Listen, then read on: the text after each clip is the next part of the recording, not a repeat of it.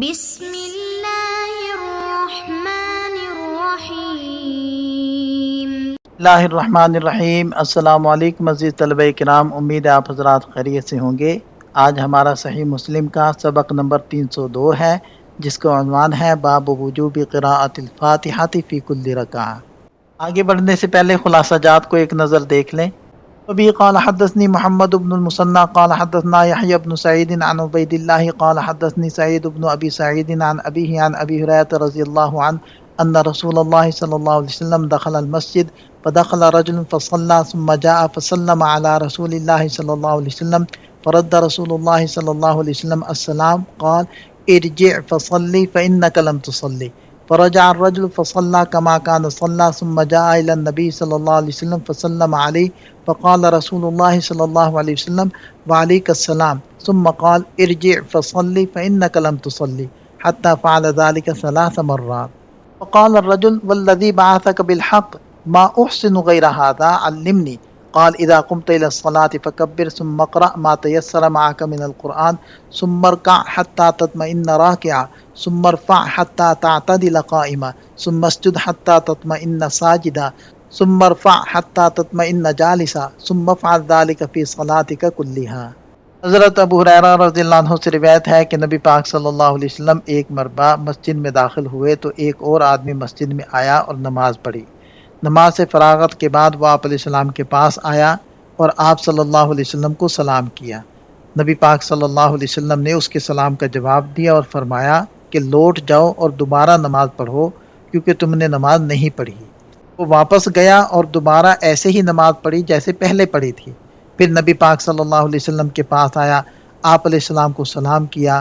نبی پاک صلی اللہ علیہ وسلم نے فرمایا وعلیک السلام، پھر فرمایا واپس جاؤ اور پھر نماز پڑھو کیونکہ تم نے نماز نہیں پڑھی، یہاں تک کہ 3 بار اسی طرح ہوا۔ بالآخر اس نے کہا قسم ہے اس ذات کی جس نے آپ کو حق دے کر بھیجا ہے، میں اس سے زیادہ اچھی طرح نماز نہیں پڑھ سکتا، آپ سکھا دیجئے۔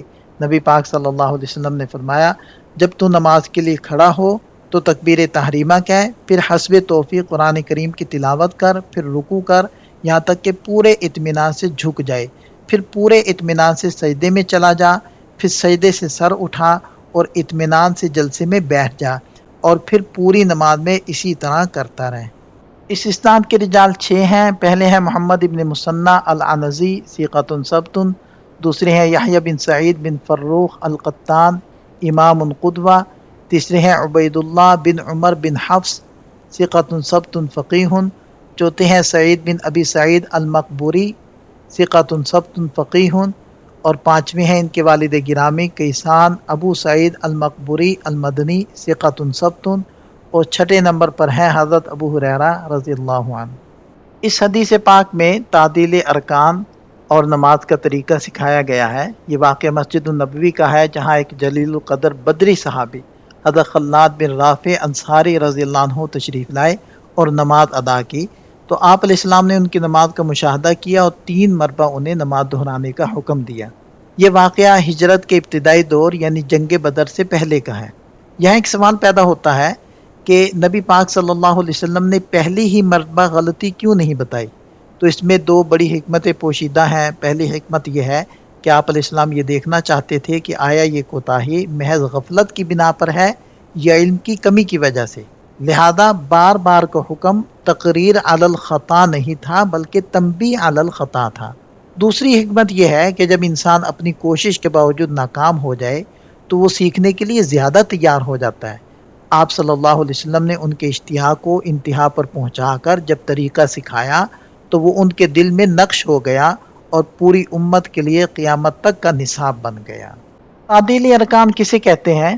نماز کے ہر رکن یعنی رکوع، سجدہ، قومہ اور جلسہ اس طرح سکون سے ادا کرنا کہ جسم کا ہر جوڑ اپنی جگہ ٹھہر جائے، اسے تعدیل ارکان کہا جاتا ہے۔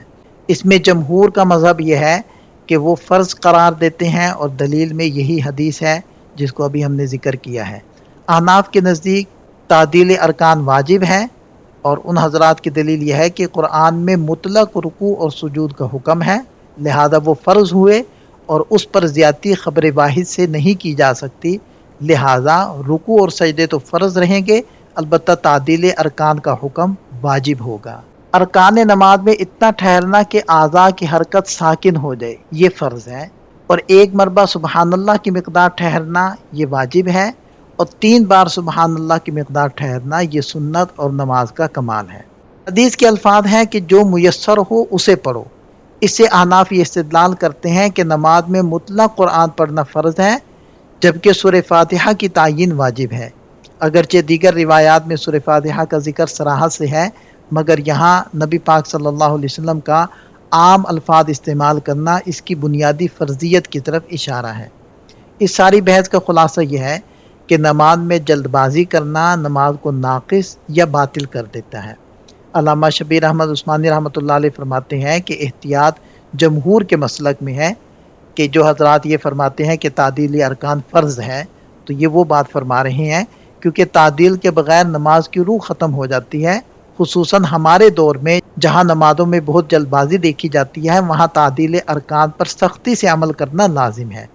تو بہرحال جمہور کے نزدیک تعدیل ارکان فرض ہے اور احناف کے نزدیک تعدیل ارکان واجب ہے۔ یہ حدیث متفق علیہ ہے، اور دیگر ائمہ حدیث نے بھی اپنی اپنی کتابوں کے اندر اس حدیث کو ذکر کیا ہے۔ یہاں سے اس حدیث کے فوائد کو ذکر کیا جا رہا ہے۔ اس حدیث سے یہ واضح ہوتا ہے کہ نماز کا آغاز اللہ اکبر سے کرنا فرض ہے، اور اس کے بغیر نماز میں داخل ہونا جائز نہیں، یعنی جب تک انسان زبان سے تکبیر نہیں کہتا اس کی نماز شروع ہی نہیں ہوتی۔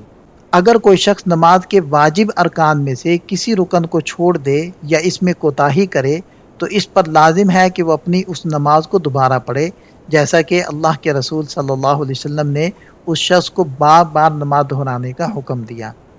اس سے یہ نقطہ بھی ملتا ہے کہ جب انسان نفل نماز شروع کر لے تو اسے مکمل کرنا لازم ہو جاتا ہے، اور اس واقعے کے بارے میں یہ احتمال بھی موجود ہے کہ وہ نفل نہیں بلکہ فرض نماز تھی۔